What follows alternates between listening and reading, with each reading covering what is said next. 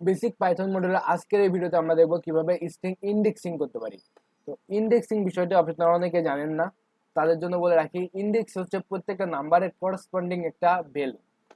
ধরেন যে আমি একটা নাম্বার লিখলাম, হচ্ছে নেম লিখলাম যে মেহেদি।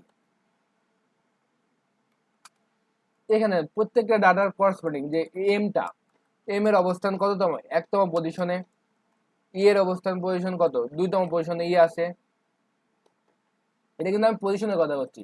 তারপর হচ্ছে আমাদের এইচ আছে কত, 3তম পজিশনে। এই যে প্রত্যেকটা পজিশন আছে।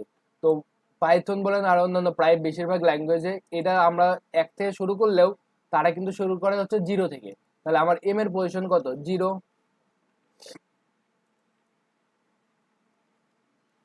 তারপর যদি বলতে চাই তাহলে হচ্ছে আমাদের ই এর পজিশন কত, 1। এইচ এর পজিশন কত, 2। তারপর যদি আমরা বলি এ এর পজিশন কত, 3। তারপর ডি এর পজিশন কত, 4। আর আই এর পজিশন কত, 5। এই যে প্রত্যেকটা আমাদের যে ক্যারেক্টার ছিল তাদের প্রত্যেকের করসপন্ডিং আমরা কি দিচ্ছি, একটা ভ্যালু দিচ্ছি সিরিয়ালি। তো এই সিরিয়ালে যে ভ্যালু আছে এটাকে বলা হচ্ছে কি আপনার ইন্ডেক্সিং। এর মাধ্যমেও কিন্তু আমরা ডাটাটাকে কি করতে পারি, কালেক্ট করতে পারি। এবার ধরেন যে আমি করলাম যে পুরোটুকু আমি একটা নেমের ভিতরে রাখলাম।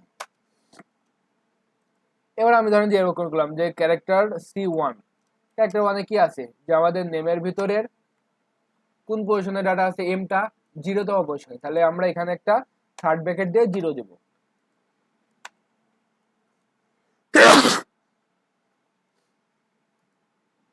তো এবার যদি আমি C1 দেখি, দেখেন C1 আমি দিছি নেমের ভিতরে কোন পজিশনের ডাটাটা, 0তম পজিশন।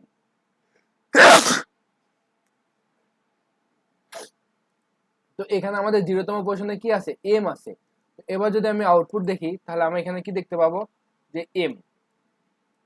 এবার মনে হলো না আমি হচ্ছে 1তম পজিশনের ডাটা দেখবো। তো 1তম পজিশনে আমাদের কি আছে, ই আছে। এবার যদি আপনি দেখেন তাহলে দেখতে পাবেন 1তম পজিশনে কি আসছে, আমাদের ই। এবার আপনার মনে করলেন না আমি এভাবে দেখবো না, যে এম কই ই কই, এভাবে না দেখে আমি দেখবো হচ্ছে পিছন দিক থেকে, যে আই ডি ই। তো এখানে নর্মালি আয়ের পজিশনের কথা আমাদের 5।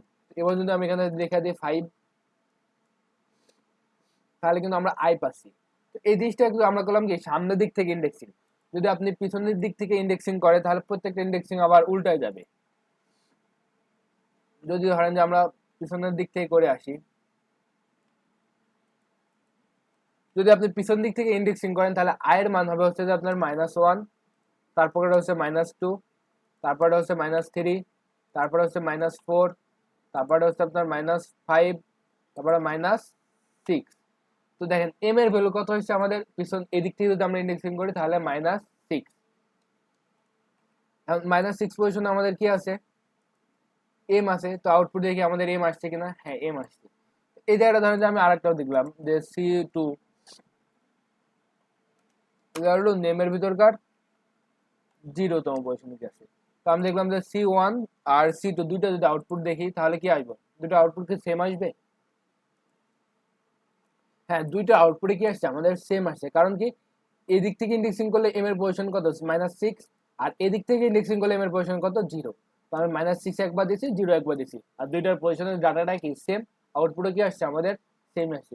তো আপনারা এইভাবে যে কোনো ডাটাকে আপনারা কি ইন্ডেক্স অনুযায়ী রিট্রিভ করতে পারেন। তো আপনাদের সামনে যে কোনো প্রবলেমের ক্ষেত্রে এটা অনেক সময় কাজে লাগবে, যে কোনো একটা নাম্বার থেকে আপনারা কিভাবে কোনো একটা স্ট্রিং থেকে কিভাবে আপনারা যে কোনো একটা পজিশনের ডাটাটা রিট্রিভ করতে পারেন। তো এইভাবে ছিল আজকের এই ভিডিও। তো ধন্যবাদ সবাইকে, এটা বেশি বেশি প্র্যাকটিস করবেন।